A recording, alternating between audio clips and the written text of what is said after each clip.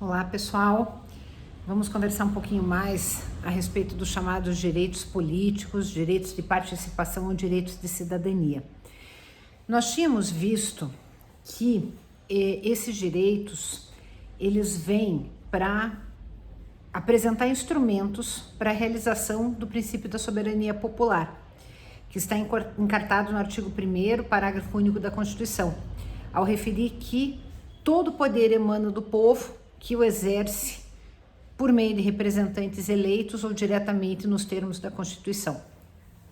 Nós havíamos visto que a cidadania, que é a qualificação jurídica que os nacionais precisam para que possam participar, ela é adquirida mediante alistamento eleitoral. Vimos que o alistamento eleitoral será obrigatório para a maioria dos brasileiros, aqueles com idade compreendida entre 18 e 70 anos, que sejam alfabetizados, sendo uma faculdade para os brasileiros analfabetos, para os brasileiros que tenham mais de 16 e menos de 18 anos ou mais de 70. Então, a partir disso, nós vamos comentar um pouco a respeito das chamadas modalidades dos direitos políticos. Nós podemos mencionar a existência de dois parzinhos.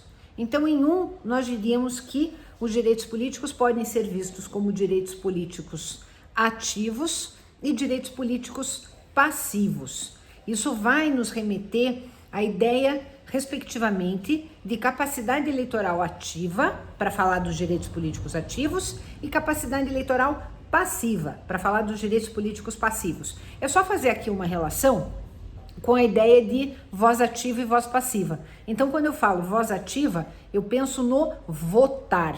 Capacidade eleitoral ativa, portanto, ser titular de direitos políticos ativos, proporciona o direito de participar votando, participar na qualidade de eleitor. Já do outro lado dessa moeda, nós colocaríamos a capacidade eleitoral passiva, isto é, a capacidade de ser votado. Não é todo eleitor que é elegível, mas para ser elegível, uma das condições é antes ser eleitor. Nós podemos dizer isso usando o seguinte enunciado. A capacidade eleitoral ativa é condição necessária, mas não suficiente da capacidade eleitoral passiva. Portanto, nem todo eleitor é elegível, mas todo aquele que possa ser votado, que possa ser eleito, antes ele tem que ter a qualidade de eleitor. Sem que eu tenha registro eleitoral, sem que eu tenha adquirido, portanto, a condição de cidadão, eu não posso ser candidato, não posso ser votado para vir a ser escolhido para titularizar um mandato eletivo. O outro parzinho, para nós referirmos também modalidades de direitos políticos, implica pensarmos nos direitos políticos positivos em contraposição aos direitos políticos negativos. Falar dos direitos políticos positivos é importante para nos dar a dimensão e nos lembrarmos sempre que a participação ela não deve ficar limitada apenas às eleições que acontecem de 2 em 2 anos. Nós precisamos nos lembrar continuamente que nós somos cidadãos. Participar votando, participar sendo candidato, sendo votado, claro que são talvez as referências mais claras que nós tenhamos a respeito de participação. Mas é preciso incluir mais aqui. É preciso pensar que neste rol de direitos políticos positivos, nós vamos considerar todas as outras normas que vão proporcionar o direito subjetivo de participar. Então, claro que nós vamos colocar aqui a participação no processo político eleitoral, mas nós vamos incluir também a prerrogativa de participar mediante iniciativa popular, apresentando um projeto de lei para que ele seja discutido, apreciado, eventualmente aprovado numa casa legislativa. Nós vamos colocar a ação popular, que é uma das ações constitucionais e que existe exatamente para fazer tutela do patrimônio público ou de entidade do qual o Estado faça parte, para tutelar a moralidade administrativa, meio ambiente, patrimônio histórico, cultural. Então nós podemos juntar tudo isso para dizer que direitos políticos positivos englobam, abrangem, compreendem todas essas formas de participação. E o outro lado dessa moeda seria representado pelos chamados direitos políticos negativos. Vamos usar aqui um nome para compreender melhor isso. O que significa direitos políticos negativos? Nós vamos estar diante de barreiras. Se os direitos políticos positivos proporcionam instrumentos para viabilizar a participação, nos negativos nós vamos falar de normas que vão privar o cidadão do direito de participar, que vão negar ao cidadão o direito de participar, que vão criar obstáculos, impedimentos a essa participação. Então, direitos políticos positivos, todas as normas que viabilizam a participação, e os negativos, aquelas que negam o direito de participar. Retomando, direitos políticos ativos vão falar da pessoa do eleitor, quem pode votar, e direitos políticos passivos, capacidade eleitoral passiva, vai nos remeter à ideia de quem pode ser votado, quem pode ser candidato, quem é, portanto, elegível.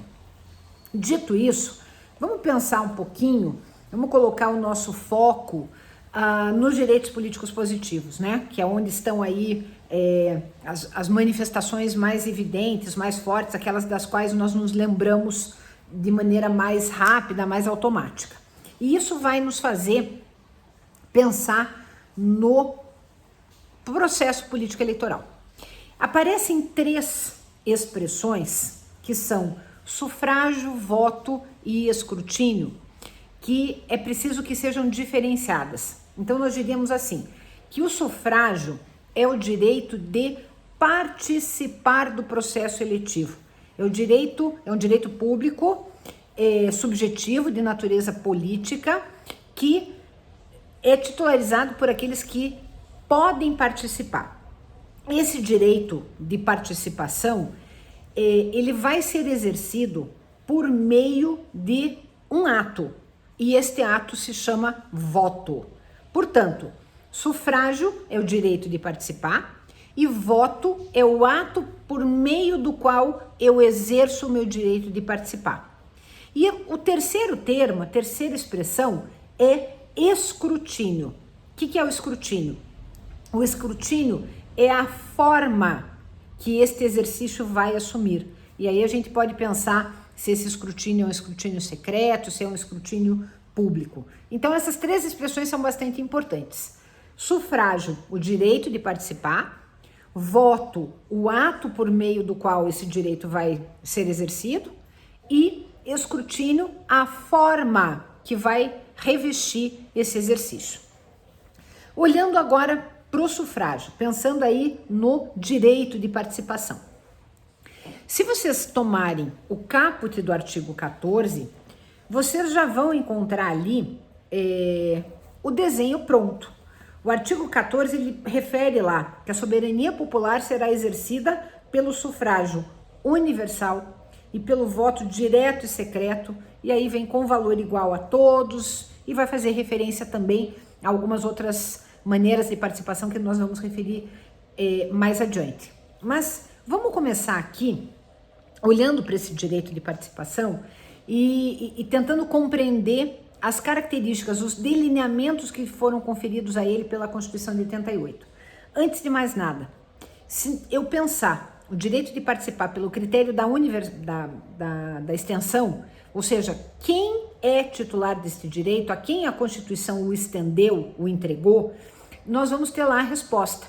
É um direito reconhecido a todos. Por isso que a gente refere aqui à universalidade. Nós não temos na Constituição de 88 uma situação de restrição como existia até meados da década de 80, antes da Constituição, que é de 88, né? Mas até meados da década de 80, quando um contingente significativo de brasileiros ficava excluído do processo, eram os analfabetos que não podiam participar nem mesmo por meio do voto, eles eram alijados do processo de participação.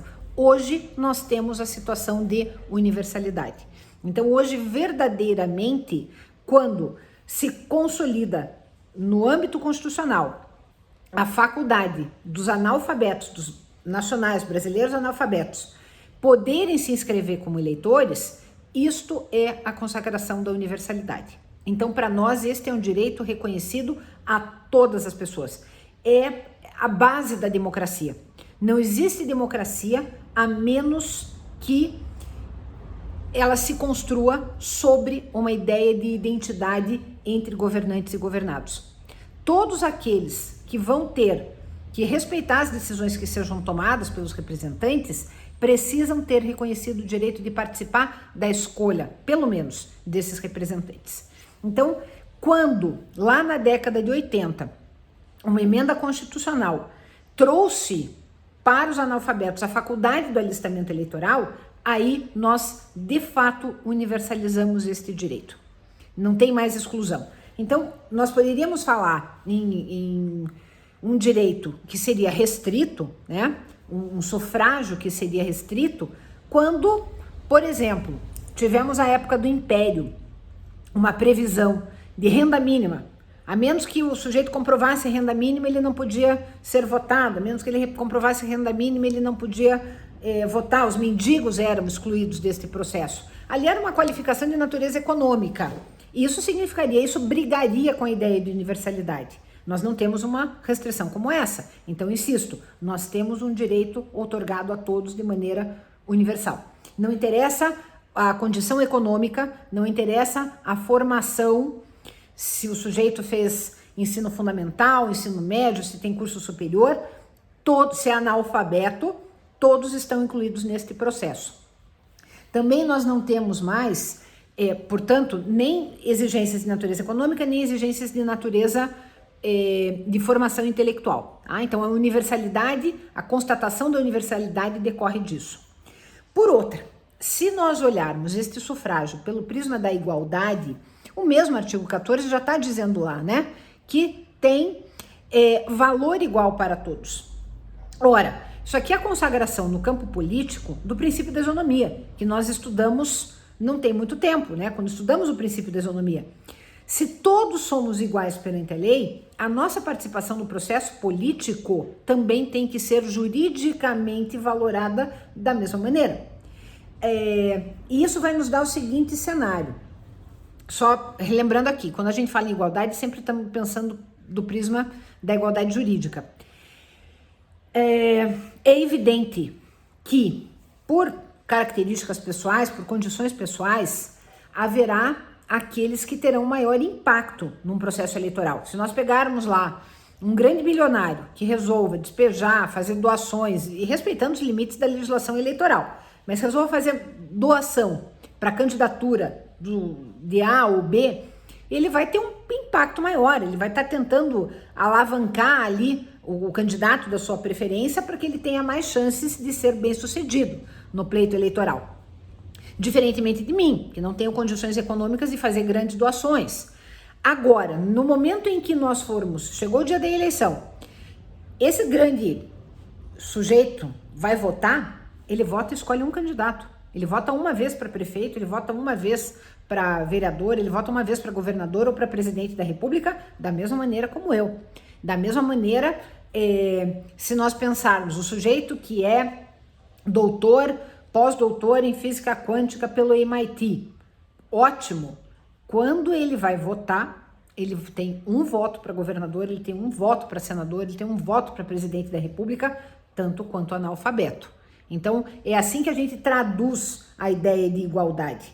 A manifestação do grande empresário nas urnas vale tanto quanto a manifestação do sujeito que recebe lá salário mínimo todos os meses. Então, por isso que a gente consagra aqui e consegue visualizar essa ideia de igualdade.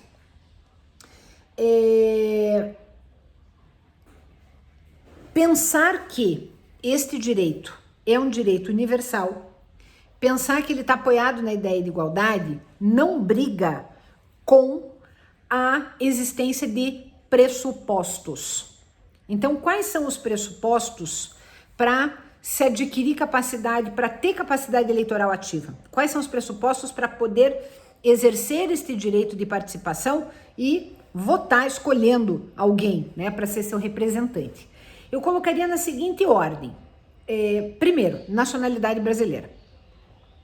Não tem como ser cidadão sem antes ser nacional, porque eu estou falando de soberania popular. Quem é titular da soberania? O povo. De que povo eu estou falando? Do povo brasileiro. Então, para poder participar, tem que antes ser nacional. Em sendo nacional, vem uma linha de corte, que é a linha da idade, no mínimo 16 anos. Podia ser 18, como já foi, baixou para 16, ok, em algum lugar passa a linha. Por que nacionalidade e idade mínima não comprometem a ideia de universalidade? Pensem comigo. O estrangeiro, qual o interesse dele? Como é que eu vou colocá-lo para dentro da titularidade da soberania popular se ele não é parte desse povo? Então, ele deve ter lá um vínculo com outro estado, que não o estado brasileiro, por isso que ele não vai participar. A questão da idade mínima, a idade chega para todo mundo. É diferente de eu estabelecer um requisito de renda mínima. Talvez o sujeito trabalhe o resto da vida dele, trabalhe horrorosamente e não consiga aferir aquela renda. E aí, com isso, ele ficaria de fora do processo? Não tem cabimento. Agora, o tempo passa e a idade chega. Todos vão completar 16 anos. E quando completarem essa idade, vão ter a condição de tirar o título de eleitor para participar. Então, é por isso que a idade mínima não briga, não prejudica, não compromete a realização da ideia de universalidade. E aí a gente fecha isso com o título de eleitor. Por quê? Também não adianta, no dia da eleição, eu, Tânia, brasileira, etc., chegar lá numa zona eleitoral qualquer, me apresentar, ficar na fila e dizer vim votar. Mostro lá minha carteira de identidade para provar que eu sou eu, que sou brasileira, que tenho mais de 16 anos, porque aquela não é a autoridade que tem a competência para verificar o atendimento desses pressupostos. Eu tenho que fazer isso lá na Justiça Eleitoral, que é onde eu obtenho o meu registro. Lá eu faço prova que sou nacional, lá eu faço prova que tenho idade mínima, que não estou conscrita no serviço militar, porque aí eu estaria proibida, tiro meu título de eleitor e é com isso que eu ganho legitimidade para participar, ok? Para nós olharmos agora a questão do voto, que é aquele ato pelo qual vai se dar o exercício do direito, também dá para pensar assim em colocar alguns parzinhos, né? Então a gente vai dizer, ou o voto é secreto ou o voto é público. Por que eu preciso do voto secreto? Porque ele foi concebido para proteger as eleições, o processo eleitoral contra a corrupção. Só quem sabe o teor da sua vontade manifestada é o eleitor. E, em tese, não tem como controlar isso. Se alguém quiser comprar o voto de alguém, que segurança ele tem que o sujeito vai entregar?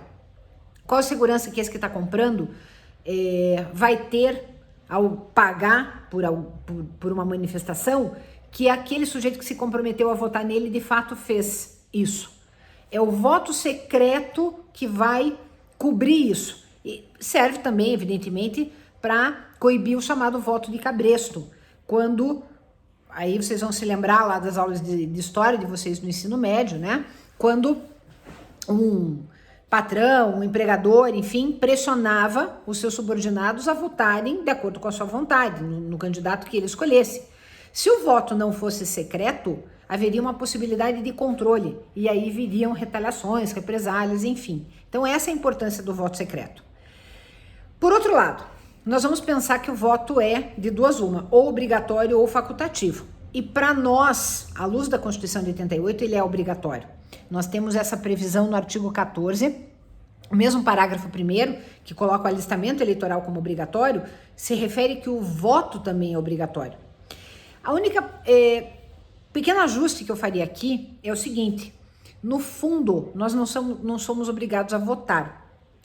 Ah, como não? Não está escrito lá no 14, parágrafo 1º que o voto é obrigatório? Eu vou explicar a minha frase.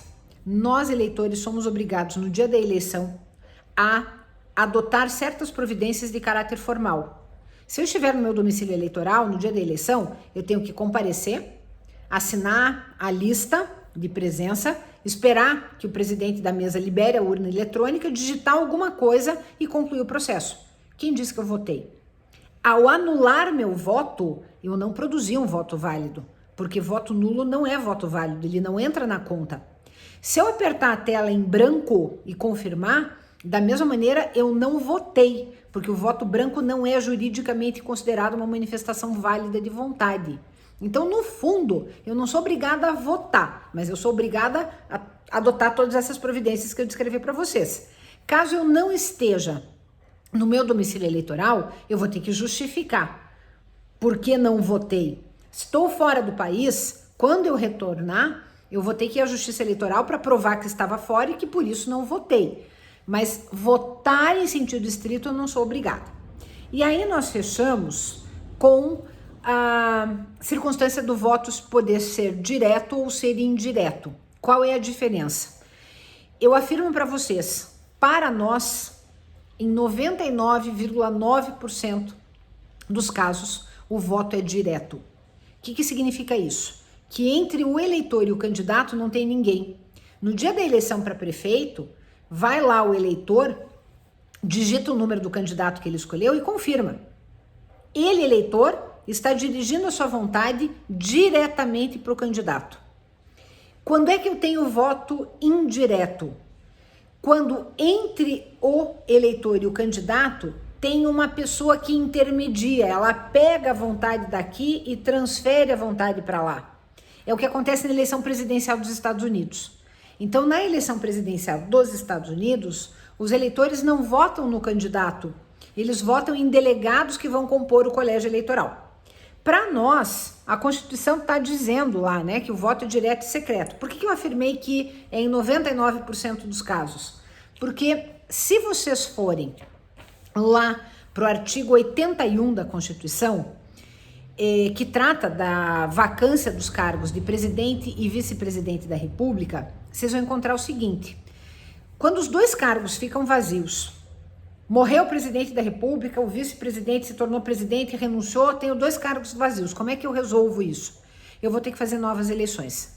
E aí o Constituinte fez um corte. Qual foi o corte? Ele fez um corte no tempo. Ele fez o seguinte juízo de valor: eleição é uma coisa dispendiosa, é cara. Olha a estrutura, operação para distribuir urna eletrônica por todo o território nacional, por ter uma rede de transmissão de dados, por ter toda a segurança relacionada com isso. Então ele falou assim, como é muito caro, vamos fazer o seguinte: vacância na metade inicial do mandato, diz lá o artigo 81. Vamos fazer novas eleições diretas. E aí continua funcionando desse modo como eu descrevi para vocês. Vai lá o eleitor e vota diretamente no candidato que escolheu. Agora, se a vacância do segundo cargo acontecer na metade final do mandato de presidente, que dura 4 anos, portanto nos 2 últimos anos, o Constituinte falou assim, vai ser caro demais realizar eleições faltando menos da metade do mandato. Então, neste caso, a eleição vai ser indireta. E vai aparecer a realização dela pelo Congresso Nacional, que é a previsão que nós temos no artigo 81, parágrafo 1º. Só se aplica, portanto, para vacância do segundo cargo acontecendo nos 2 últimos anos do mandato. Nesta única hipótese, não seremos nós, eleitores, a votarmos, mas quem votará em nosso nome são os deputados e senadores. Ah, mas e quem é que pode se candidatar à presidência da República nesse cenário? Qualquer um que poderia se candidatar numa eleição direta.